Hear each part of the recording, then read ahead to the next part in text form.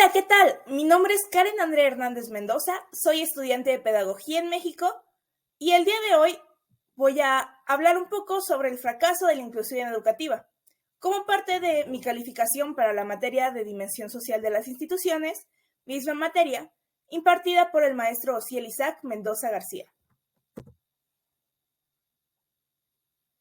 Antes que nada, debemos conocer cuáles son los objetivos que tiene toda esta investigación. Los quise agrupar en tres objetivos principales. El primero es analizar de manera crítica las razones por las que no se ha podido llevar ni se podrá llevar en México una verdadera inclusión educativa.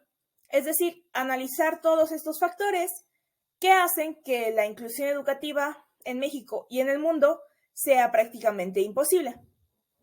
El segundo objetivo es criticar a la inclusión educativa que se está manejando actualmente en las escuelas, tanto escuelas públicas como escuelas privadas, porque hay veces que nos tratan de vender la idea de que la inclusión educativa existe en las escuelas y es una cuestión más de marketing que lo que realmente significa, porque, como ya dije en el punto anterior, la inclusión educativa nunca se ha podido llevar realmente al nivel que lo están vendiendo y simplemente se convierte en una cuestión de promoción para que inscribas a tus hijos a este tipo de escuelas.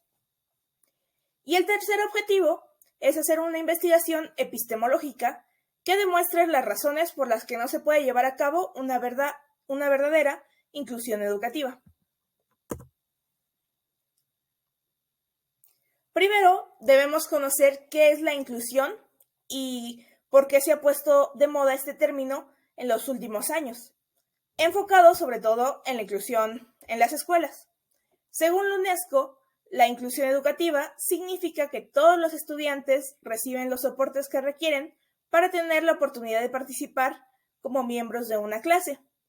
Es decir, que todos los niños, niñas, estudiantes, alumnos, independientemente de cualquiera de sus características físicas, de género, religión, de cultura, económicas, si cuenta con alguna discapacidad o no, o cualquier otra característica, todos pueden participar dentro de un salón de clases con los mismos privilegios, con los mismos derechos y con las mismas obligaciones, porque todos tenemos que estar a nivel legal en un mismo sector.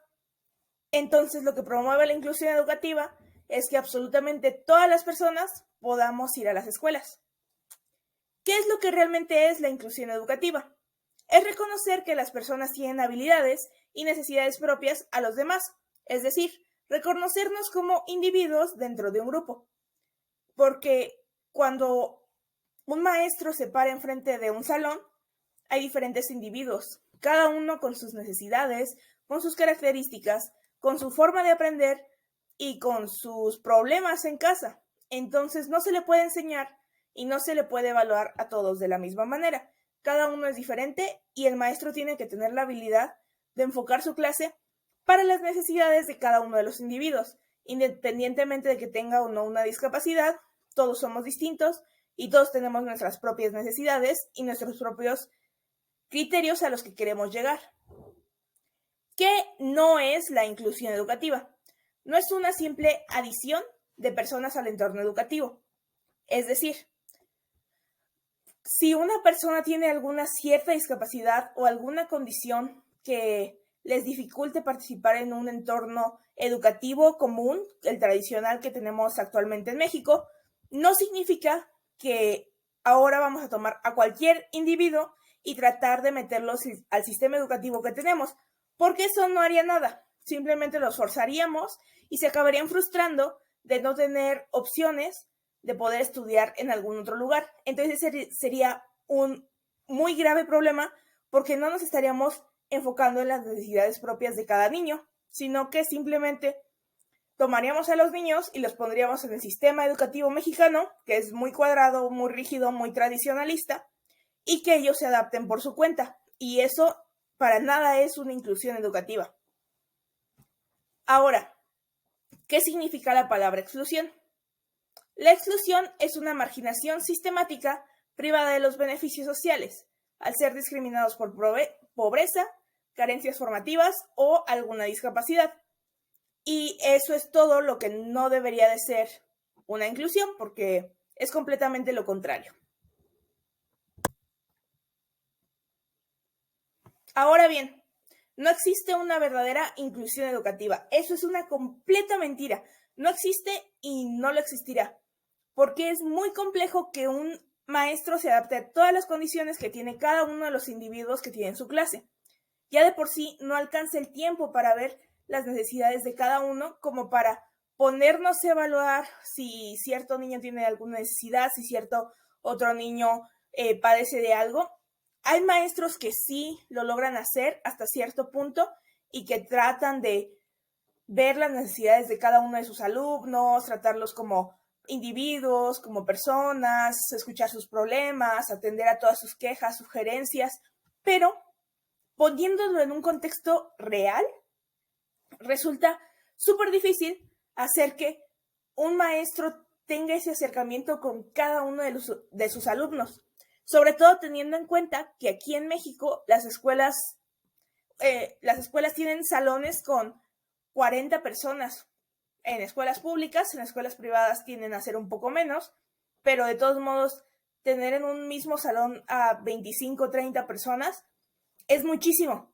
Y tomando en cuenta que la mayoría de maestros no solamente tienen a un grupo en el cual enfocarse, sino que tienen varios grupos y al final la cantidad de alumnos a los que les enseñan son demasiados, por lo que no podrían enfocarse en cada una de las personas y cada uno de los individuos a los que les dan clase. Sería imposible, para el maestro sería prácticamente ahorcarse porque no puede enfocarse en cuestiones académicas y en cuestiones que les pide la dirección, en capacitarse, en aprender, en pasar todo lo teórico y además enfocarse en cada una de las cuestiones que tienen los niños.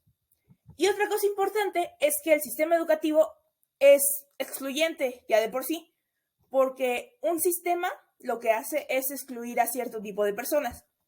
Aunque mejoremos el sistema educativo y aunque tratemos de hacer nuevas enseñanzas, nuevos métodos, nuevas reformas y nuevos tipos de cosas, siempre, siempre, siempre, siempre va a haber alguien que se siente excluido en alguna manera. No podemos hacer una sociedad completamente inclusiva porque sería una cuestión de no poner ninguna regla, sería prácticamente una anarquía. Y eso no se puede, porque cuando se tiene un sistema educativo y un tipo de enseñanza y un tipo de jerarquización donde se quiere enseñar al futuro del país, se tienen que poner ciertas reglas, ciertas normas, ciertas pautas y poniendo estas reglas y poniendo todo este tipo de cosas, los niños, adolescentes, jóvenes y adultos serían incapaces de caber todos en ese sistema educativo que se creara. Por más flexible que sea, por más estricto que sea, o como sea, siempre habría alguien que no se siente incluido.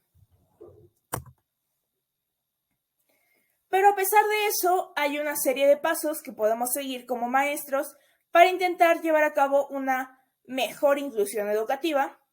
Sabemos que no se podrá hacer al 100%, pero tratar que los alumnos se sientan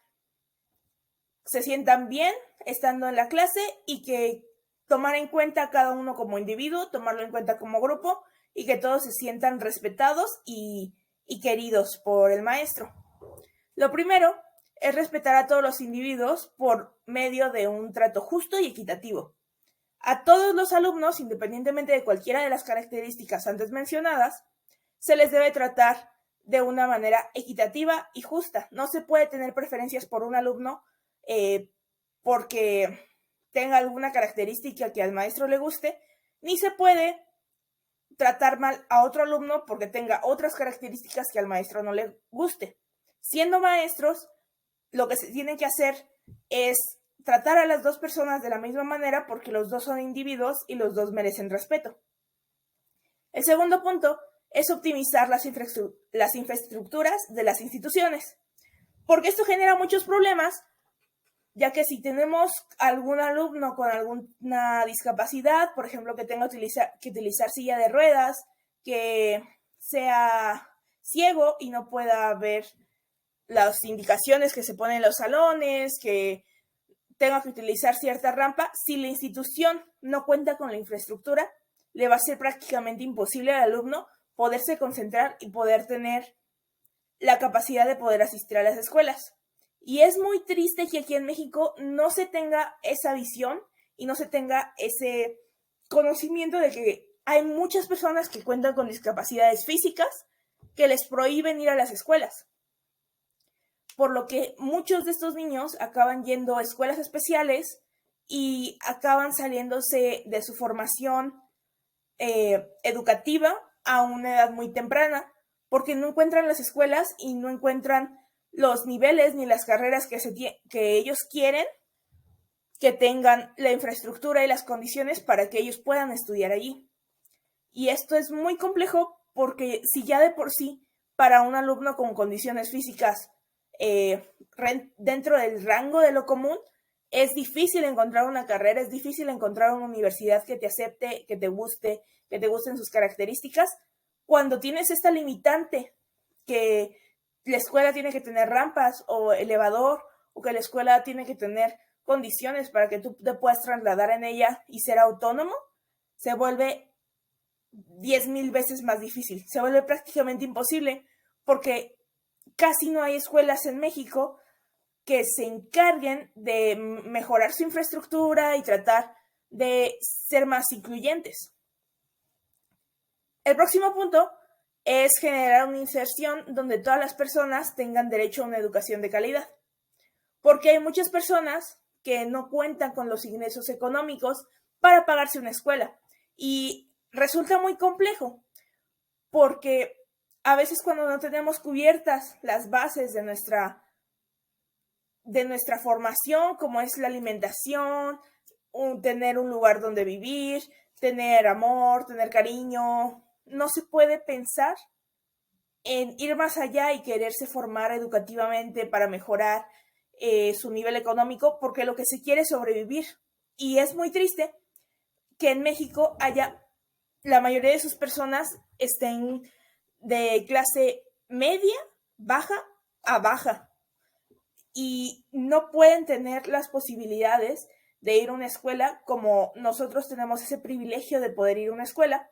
Y aunque existen las escuelas de gobierno que facilitan a muchas personas el hecho de poder asistir a clases, se vuelve complejo porque hay otros gastos y otras cosas que los niños y adolescentes se tienen que enfocar, y su pensamiento no está solamente en las escuelas, no es su única obligación. Ellos también tienen que aportar dinero a la casa, trabajar, ayudar a los padres para traer la suficiente economía y que puedan comer.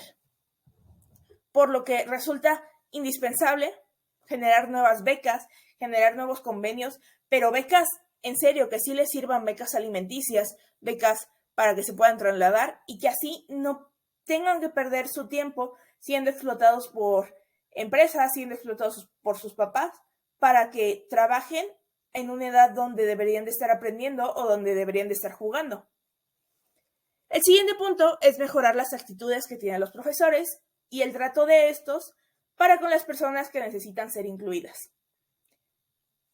Lo bueno es que últimamente los profesores se han ido mejorando, se han ido capacitando, y ahora tenemos muy buenos profesores, muy humanos, que buscan que todos se sientan cómodos en sus clases, pero todavía hay cosas que faltan y todavía se tiene que capacitar más a los maestros para que estos cambien completamente su actitud y sepan cómo tratar a todos los niños que en sus casas son violentados o que son excluidos o que no cuentan con las características de las personas que solamente su única obligación es ir a estudiar.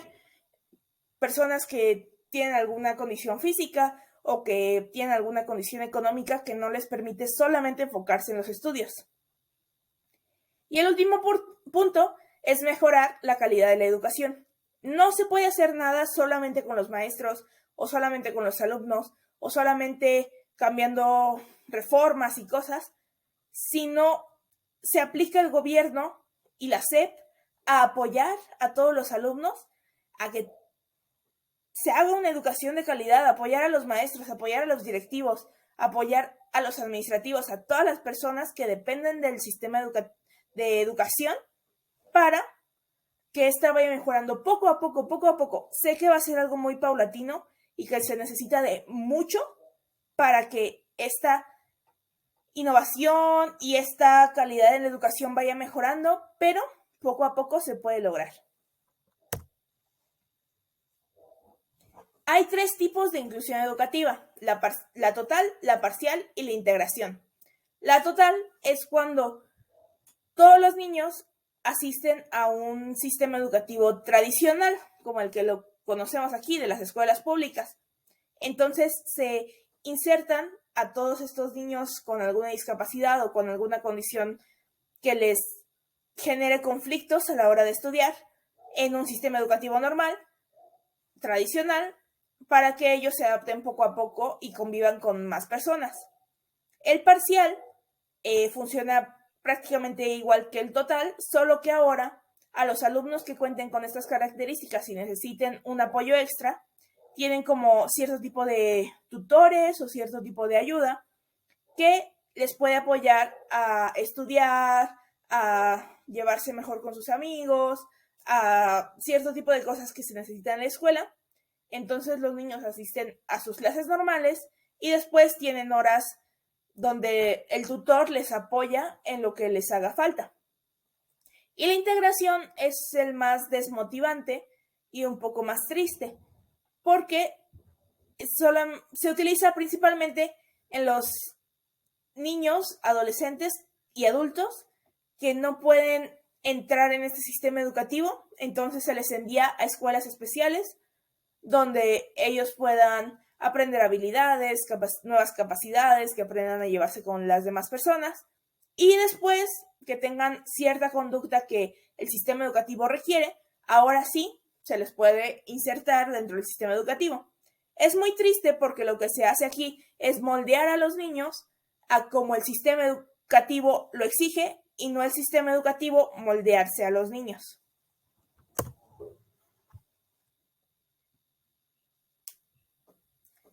La inclusión educativa no es lo mismo que integración. La integración significa que todas las personas, independientemente de cualquier característica, deben ser educadas en centros ordinarios y tradicionales para poder fortalecer su independencia. Esta es una teoría reduccionista porque separa a las personas con discapacidades para ponerlos en centros educativos hasta que desarrollan alguna de sus capacidades.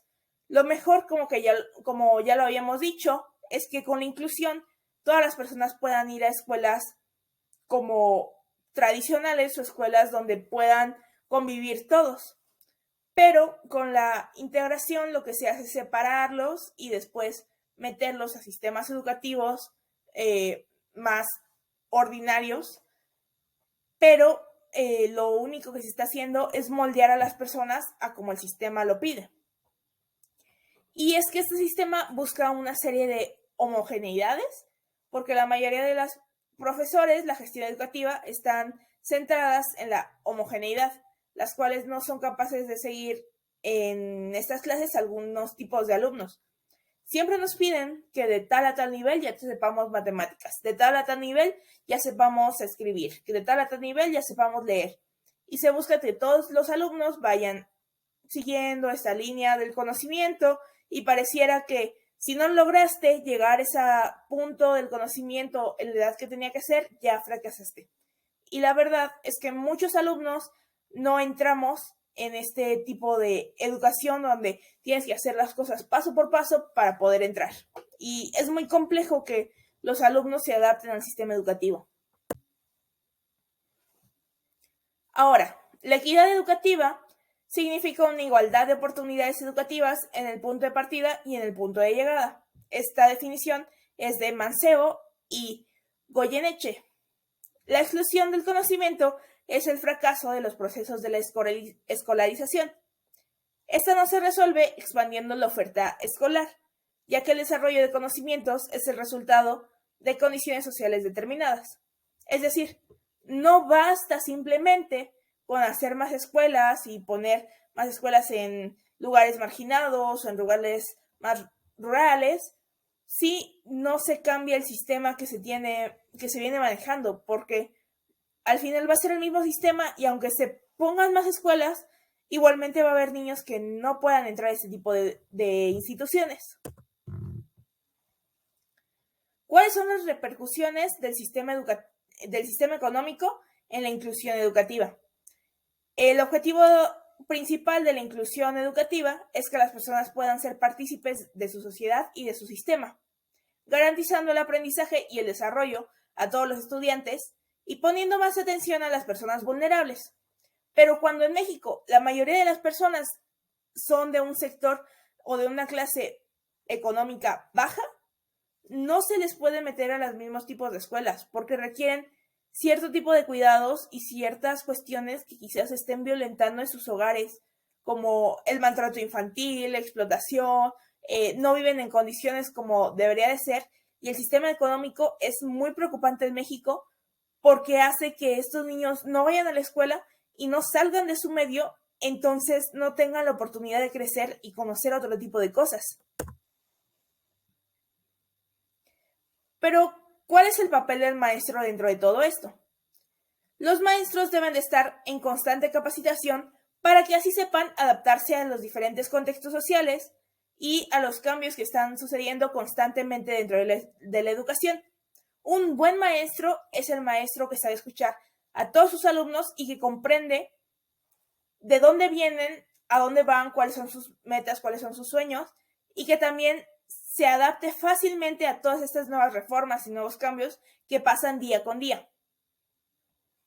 Para que un docente pueda mejorar los aprendizajes de sus alumnos y que cumplan con una inclusión educativa, debe tener la capacidad de aprender, ser responsable, innovador, tener metas y diversas formas de lograrlas.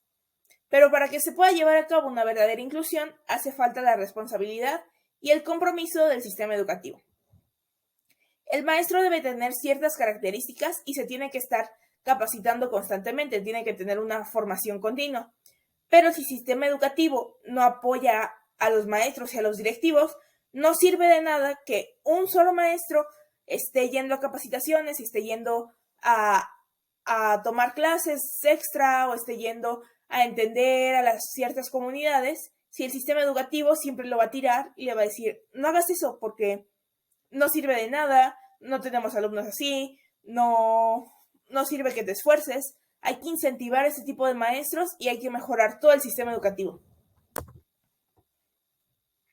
La política es fundamental en la educación. La educación es una cuestión política y tiene que ir muy de la mano, pero es muy triste que en México solamente el 8% del PIB se utilice para generar innovación educativa y se utilice para toda la educación, cuando se supone que la educación es una parte fundamental de las sociedades y que solamente una cantidad mínima del PIB se utilice para esto, deja mucho que desear en México. Hay que hacer programas de formación continua y reformas que apoyen a la inclusión, así como un completo cambio en todo el sistema educativo donde se pueda ofrecer programas para poder desarrollar todas las capacidades que exige la educación. Pero no solamente es hacer reformas por hacer reformas, sino hacer reformas, ponerlas en práctica, estudiarlas, hacer investigaciones, volver a hacer investigaciones, reformularlas y poco a poco ir mejorando el sistema educativo. La política condiciona las bases y las normas que se deben llevar a cabo en la educación, porque existen muchas contradicciones sobre cómo llevar a cabo una integración o una inclusión, pero ¿cómo era que significaba inclusión o integración? Genera muchos conflictos saber cómo llevar a cabo, porque todos hablan de que hay que hacer inclusión educativa, hay que apoyar a todos los alumnos, pero realmente nadie sabe cómo apoyarlos y cómo ayudarlos a que puedan ser parte de este sector.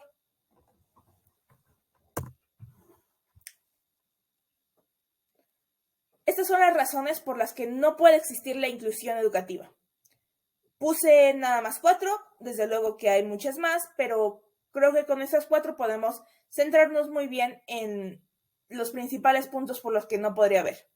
El primero es la falta de voluntad, porque en la mayoría de centros inclusivos que tienen este nombre por moda o por marketing, pero no hacen realmente un programa donde se apoyen a los niños. Simplemente cuando les llega un alumno con cierta discapacidad o con cierta condición, le toman una foto y lo suben a sus redes sociales para patrocinar su escuela. Pero eso no genera ningún cambio. Lo único que quieren es conseguir dinero para su propio bolsillo. El segundo punto es que no hay tiempo. Ni los docentes ni los directivos quieren invertir más tiempo del que ya invierten en hacer planes específicos para cada alumno. Los docentes tienen que poner muchísimo tiempo de sus días en planificar clases, evaluar, dar la clase, apoyar en las condiciones de cada alumno, hablar con maestros, hablar con directivos, hablar con los padres de familia, hacer capacitación continua, tomar cursos. Están tan saturados que hacer planes para cada uno de sus alumnos y tener, por ejemplo, un diario de campo donde puedan observar si algún alumno tiene cierta característica especial o si algún alumno requiere más enfoque, resulta prácticamente imposible porque el maestro se convertiría en un esclavo del sistema educativo sin poder hacer absolutamente nada más de su vida. El tercer punto es los malos terapeutas.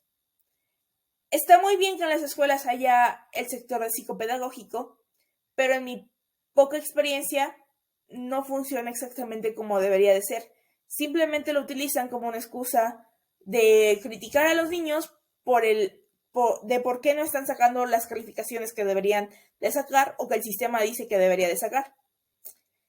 Los terapeutas se enfrentan a diversas complejidades en cuanto a discapacidades o en cuanto a tipos de pensamiento y terminan por hacer una labor mala debido al poco conocimiento que tienen sobre estos temas, porque quizás sepan mucho de las personas, del cerebro, pero a la mayoría de ellos nunca se les ha enseñado cómo tratar a las personas para ser más incluyente. Y el último punto es la adaptación curricular.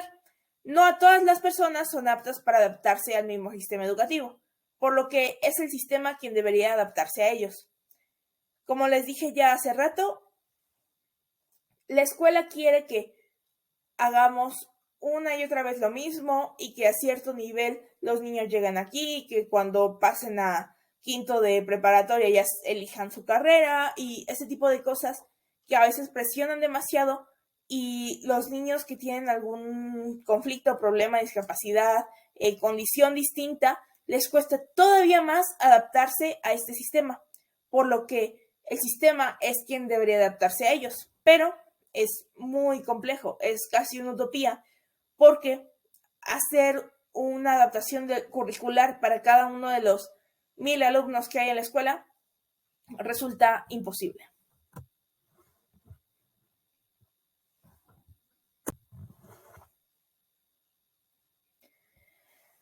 La conclusión es que el problema es el sistema educativo. Todos aprendemos de manera diferente independientemente de si tenemos alguna discapacidad, por lo cual sería prácticamente imposible llevar a cabo una verdadera inclusión, porque no se puede enseñar a todos de la misma manera, ni se podría llevar a cabo un sistema educativo, porque todos los sistemas educativos representan jerarquizar, y esta jerarquización representa una exclusión. Simplemente la palabra sistema ya sistematiza, generaliza, hace una diferenciación entre lo que sí y lo que no. Y eso que no genera exclusión, por lo que hacer un sistema educativo donde sea muy incluyente y todos se sientan libres y todos tengan las posibilidades es imposible. Estas son las fuentes que utilicé y muchas gracias por su atención.